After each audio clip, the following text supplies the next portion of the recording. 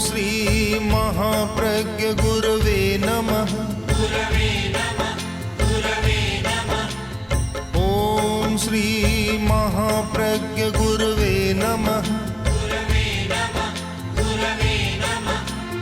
ओम श्री महाप्रज्ञ गुरवे नमः।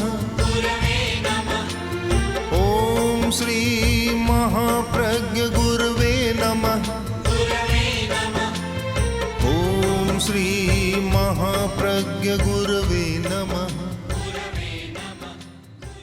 नमो अर्हन्ताणं नमो अर्हन्ताणं नमो अर्हन्ताणं।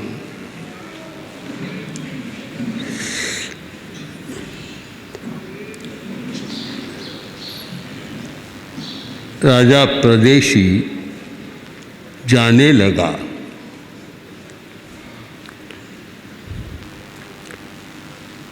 केशी स्वामी बोले कि प्रदेशी तुम बड़े नीतिज्ञ हो, नीति के जानकार हो, तुम्हारा ज्ञान भी बहुत विशद है।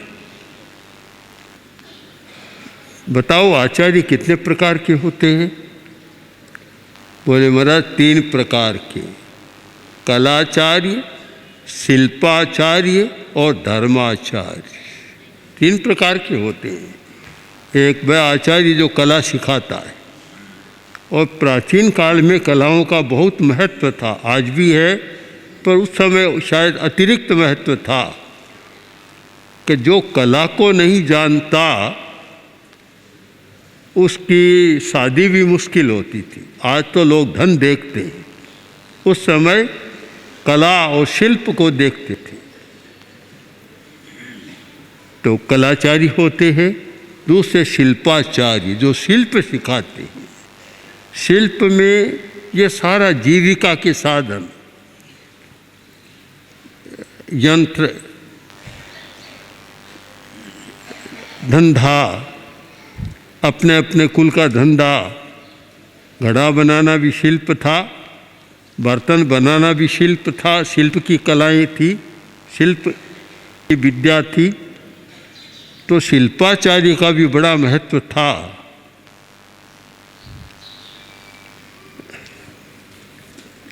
शाक्य वंश का, जो भगवान बुद्ध के वंश का शाक्य वंश, उसके राजकुमार की शादी होनी थी, सगाई।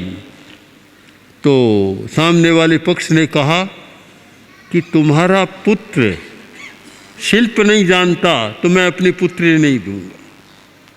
वह अपनी आजीविका कैसे चलाएगा शिल्प के बिना? तो शिल्प का भी बहुत महत्व था, कलाचार्य, शिल्पाचार्य। और तीसरे होते हैं धर्माचार्य, जो धर्म की कथा, वार्ता, उपदेश देशना देते हैं। केशी स्वामी ने पूछा कि तीनों के प्रति क्या व्यवहार होता है? तो प्रदेशी बोला महाराज कलाचार्य का सम्मान किया जाता है, उपहार दिया जाता है, उनकी आजीविका के साधन दिए जाते हैं, रोटी कपड़ा आदि आदि सारे। शिल्पाचार्य उनका भी सम्मान किया जाता है, उनको धन आदि दिया जाता है। और धर्माचार्य के वहाँ विनय की प्रतिपत्ति की जाती है, विनय किया जाता है। तो केशी स्वामी बोले कि प्रदेशी तू तो अतिक्रमण कर रहा है, मेरे साथ इतनी बातचीत की, इतना सब कुछ किया, और विनय की प्रतिपत्ति किए बिना सीधा जा रहा है। तो एक क्षण मौन रहा। प्रदेशी बोला महाराज मैं नीति से अभिज्ञ हूँ, अनजान नहीं हूँ। मैं जानता हूँ आपके प्रति मेरा क्या कर्तव्य है, यह भी मैं जानता हूँ। अब आप मेरे धर्माचारी हो गए, मेरा क्या कर्तव्य मैं जानता हूँ। और यह भी मैंने कहा कि मैंने बहुत टेढ़े मेढ़े प्रश्न किए, आपसे क्षमा याचना किए बिना मैं कैसे जाऊँ। पर मेरे मन में प्रश्न है, मैंने आपको बताया था कि मैं आपसे खमत खामना कर लूँगा, आपकी विनय प्रतिपत्ति कर लूँगा और आपको गुरु बना लूँगा। और मैं ये कहूँगा कि मैंने केशी स्वामी से अरहत पर्श का धर्म स्वीकार कर लिया है, गृहस्थ धर्म स्वीकार कर लिया है। ये बताऊँगा, कोई नहीं मानेगा। लोग उल्टा समझेंगे कि कहीं न कहीं केशी स्वामी का अनिष्ट करके आया है। मेरी बात पर विश्वास ही नहीं कर सकते लोग। और बात भी ठीक है कि जिसका विश्वास जमा हुआ है, यकायक विश्वास को कैसे बदलेंगे। और प्रदेशी तो ख्यातनामा था, इतनी ख्याति फैली हुई थी कि एक क्रूर शासक, एक नास्तिक शासक, एक भोगवादी शासक,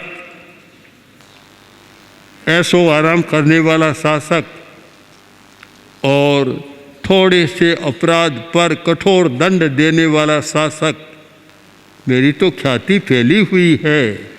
और लोग सब जानते हैं मैं किसी धर्म को नहीं मानता, धर्म गुरु को नहीं मानता, मैं ये धर्म कर्म कुछ नहीं मानता, सब जानते हैं। और यकायक मैं कहूँगा तो कौन मानेगा। क्षमा करें गुरुदेव, मैं एक बार तो ऐसे ही जाता हूँ। आपकी पूरी विनय प्रतिपत्ति भी मैं नहीं कर रहा हूँ। अभी मैं जा रहा हूँ। मैं जाकर और अपने अंतःपुर को साथ में लाऊंगा, महारानियों को लाऊंगा। क्यों, रानियों को भी मैंने भोगवादी बना रखा है, उनकी आस्था को भी मैंने हिला रखा है और मेरे विचारों में कर रखा है। उन रानियों को साथ में लाऊंगा, अंतःपुर के लोगों को साथ में लाऊंगा और मेरी मंत्री परिषद और सबको साथ में लाऊंगा। सबको पहले समझाऊंगा कि मैं कहाँ जा रहा हूँ। मैं एक ऐसे गुरु के पास जा रहा हूँ जिसने मेरे विचार को बदल दिया, प्रत्यारोपण कर दिया। आजकल प्रत्यारोपण बहुत होता है, ट्रांसप्लांटेशन, प्रत्यारोपण बहुत चलता है अवयवों का। आपने तो मेरे विचारों का प्रत्यारोपण कर दिया, नए विचार भर दिए। मैं सारी बात समझाऊंगा, बताऊंगा और उनको भरोसा नहीं होगा, मानेंगे नहीं। तब मैं कहूँगा प्रत्यक्षे किम प्रमाणम, जाओ सामने, हम चले। विचार में संदेह करने की ज़रूरत क्या है। हम सब साथ में चलें और देख लेना कि वहाँ क्या होता है। मैं सबको लेकर आऊँगा और फिर आपसे खमत खामना करूँगा, विनय की प्रतिपत्ति करूँगा और मैंने जो स्वीकार किया है वह सबके सामने बताऊँगा। केशी स्वामी ने कहा, अच्छी है तुम्हारी योजना। यानी प्रदेशी योजनाबद्ध काम करता था। तत्काल अगर खमत खामना कर लेता कि महाराज मैंने आपके साथ जो व्यवहार किया मैं खमत खामना करता हूँ और चला जाता, तो जाकर कहता तो कोई स्वीकार ही नहीं करता, बात होती नहीं। अब गया,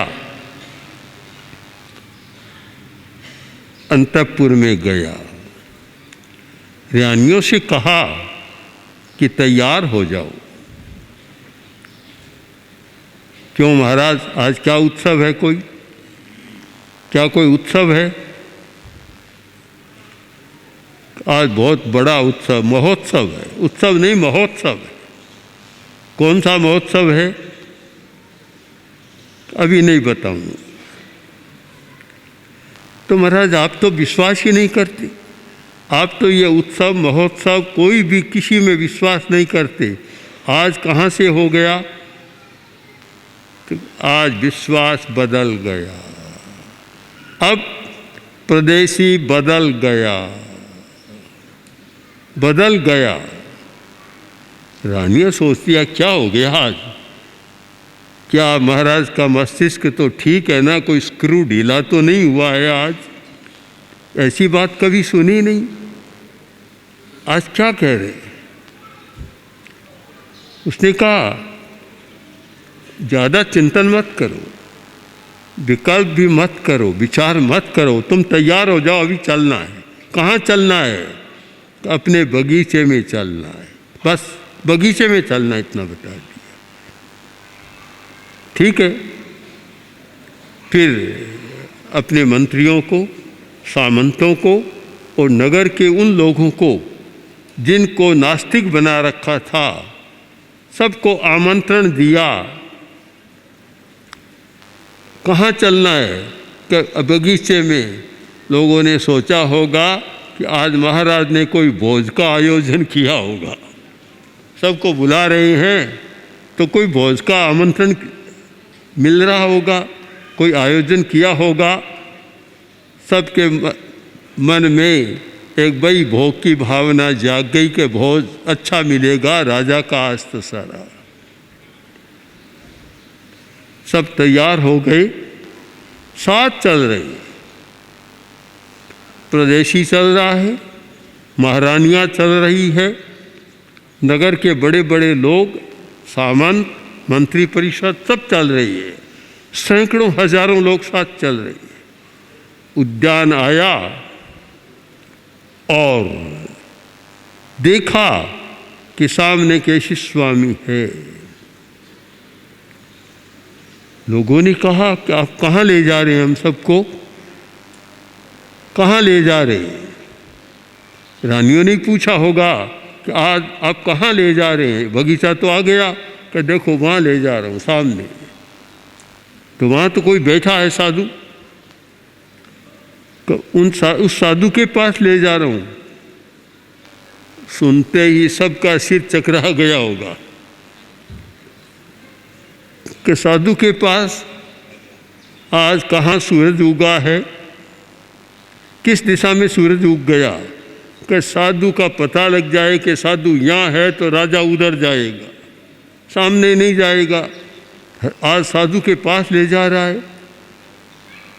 तो एक बार रुके और बोले महाराज कहाँ जाना है? कोई दिशा तो हमारी गलत नहीं हो गई है, आपको जाना कहाँ है, हमें कहाँ ले जाना है? दिशा सही है गलत है, कभी कभी भ्रम हो जाता है ना, भ्रम की दिशा बदल जाती है और कहाँ ले जाना है सही दिशा मिल जाए। कोई यात्री जा रहा था और नदी पार की, नौका से उतरा, अपने गांव जाना था, बीच में जंगल था, रास्ता भटक गया। तो आगे कोई राही बैठे थे, उनसे पूछा कभी फलां गांव कहाँ है, कितनी दूर है? तो उसने भी उत्तर दिया कि तुम जिस रास्ते चल रहे हो वह हजारों कोस दूर है। अरे इतना दूर तो मेरा गांव था नहीं, कैसे हुआ? कि इस रास्ते तो हजारों दूर है, चलते चलो कभी आएगा ही नहीं। रास्ता बदलो, दिशा बदलो तो पाव कोस पर गांव, तुम्हारा गांव पाव कोस पर है, आधा किलोमीटर ही है। दिशा सही हो। महारानियाँ सब बोली कि महाराज आज दिशा तो सही है ना, आप कहाँ ले जा रहे हैं? कि चिंता मत करो, मेरे साथ चलो, मौन रहो, न प्रश्न न तर्क न वितर्क न विकल्प न विचार, कुछ भी नहीं, मैं कहता हूँ वहाँ चलो बस। सीधा केशी स्वामी के पास पहुँचा, रथ से उतरा, सब उतर गए। अब क्या होगा? सोचा क्या होगा, क्या तमाशा है कोई आज। गया और प्रदेशी सीधा जाकर अब विनय की प्रतिपत्ति शुरू की। वंदना की, शायद 3 बार उठ बैठकर वंदना की होगी, बड़ी विनम्रता के साथ वंदना की। सब लोग देख रहे हैं, आंखों पर भरोसा नहीं हो रहा है। कभी कभी ऐसा होता है कि आंखों पर भी भरोसा नहीं होता। प्रश्न उठा कि क्या ये है क्या? परदेशी किसी साधु के सामने जाकर सिर झुकाए और इस प्रकार उठ बैठकर वंदना करे, कोई कल्पना से परे की बात है, सोचा ही नहीं जा सकता। क्या बात है? कोई सपना तो नहीं आ रहा है, कोई ये इंद्रजाल तो नहीं है? क्या बात है? भरोसा नहीं हो रहा है, सबको भरोसा नहीं हो रहा है। परदेशी ने कहा सब बैठ जाएं। सैकड़ों हजारों आदमी बैठ गए। तब परदेशी खड़ा हुआ, बोला कि मैं इतने दिन गलत रास्ते पर था, मेरा चिंतन गलत था, मेरा सिद्धांत गलत था कि जीव और शरीर एक है। इस महामुनि ने, यह केशी स्वामी इनका नाम है, इस महामुनि ने मुझे समझा दिया, संबोधि दी, मेरे विचार को बदल दिया और अब मैं पक्का आस्तिक बन गया हूँ और मेरा विचार है कि शरीर अलग है और जीव अलग है। मैं तो पक्का हो गया। अब बोलो आप क्या कहते, क्या कहे? बड़ा असमंजस है। एकाएक नई बात सुन रहे हैं, जो बात जीवन में कभी नहीं सुनी, जिसकी कल्पना भी नहीं की कि परदेशी ऐसी बात कह सकता है, और वह बात सुन रहे हैं। न आँखों पर भरोसा, न कानों पर भरोसा और न दिमाग में कोई भरोसा। एक अजीब फंस गए। क्या हो गया ये कोई क्या ऐसा साधु है, करामाती है, जिसने परदेशी को बदल दिया? पर अब परदेशी के सामने कौन बोले? सब सुन रहे हैं, समझ रहे हैं, कर रहे हैं। परदेशी खड़ा हुआ, बोला कि महाराज, मैं पूरी परिषद के सामने कहता हूँ, मैंने आपका बहुत अभिनय किया है, मैंने बहुत टेढ़े मेढ़े प्रश्न पूछे हैं, मैंने बहुत आपको छकाने का प्रयत्न किया है, आपको हराने का प्रयत्न किया है, और मैंने सोचा ऐसे प्रश्न पूछता हूँ कोई उत्तर नहीं होगा, किंतु आपने मेरे सारे टेढ़े मेढ़े प्रश्नों का बंकायारम जो वक्र थे, आपने बड़ी सहजता से उनका समाधान किया है और मेरे ज्ञान को, अज्ञान को मिटाया है। अन्नाणम पर्याणामि नाणं उपसंपज्जामि। अब मैं अज्ञान को छोड़ता हूँ, ज्ञान को स्वीकार करता हूँ और आज से मैं अरहत पार्श्व के शासन को स्वीकार करता हूँ, आपको गुरु रूप में स्वीकार करता हूँ और मैंने जो अभिनय आसाधना की है, जो व्यवहार किया है, उसके लिए खमत खामना करता हूँ। अब खमत खामना हो रहा है। बड़ा महत्व का शब्द है खमत खामना। क्षमा याचना अलग बात है, क्षमा याचना में पूरी बात नहीं है। क्षमा याचना मतलब एक आदमी क्षमा मांगता है, इसका मतलब है कि क्षमा मांगने वाला छोटा हो गया, देने वाला बड़ा हो गया। जैन दर्शन समतावादी दर्शन है। नो हीणे नो अतिरिक्ते, कोई हीन नहीं, कोई अतिरिक्त नहीं। बड़ा सुंदर महावीर का वाक्य है, नो हीणे नो अतिरिक्ते, न कोई हीन और न कोई अतिरिक्त, सब समान। तो फिर एक नया शब्द आया खमत खामना, यानी मेरी कोई भूल हुई है, आप सहन करें और आपका कोई हुआ तो मैं सहन करता हूँ। दोनों ओर सहन करने की है, एक का नहीं। आप सहन करें, मैं भी सहन करता हूँ। इसका मतलब है खमत खामणा। प्रदेशी ने खमत खामणा किया और सबको आश्चर्य में डाल दिया। और सबको लग रहा है कि क्या है, अभी समझ में नहीं आ रहा है, समझ में नहीं आ रहा है। विनय की प्रतिपत्ति की, बैठ गया। और अब प्रदेशी बोला कि केशी स्वामी, ये सब नए लोग आए, मेरी रानियां आई है। मैंने इनको आज तक एक ही सिद्धांत पढ़ाया कि खाओ पियो मौज करो, आगे पीछे कुछ नहीं है। बस पिब खादच चारु लोचने, पिब खादच, खूब पियो, खाओ, मौज करो, न आगे आना जाना है, कुछ भी नहीं है।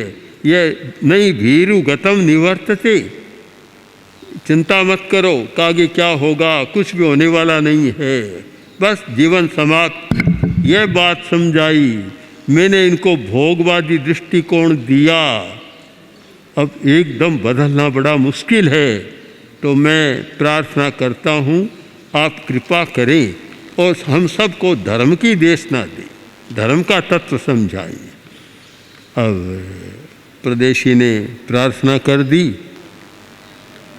और सबके मन में उत्सुकता, सब उत्कर्ण हो रहे, उत्कर्ण उत्कंधर, कान भी ऊंचे हो रहे हैं, कंधे भी ऊंचे हो रहे हैं, उत्कंधर हो रहे हैं कि केशी स्वामी क्या कहते हैं।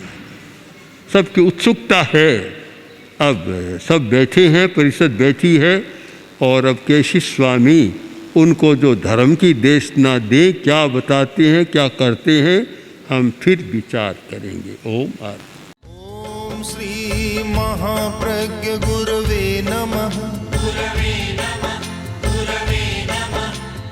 ओम श्री महाप्रज्ञ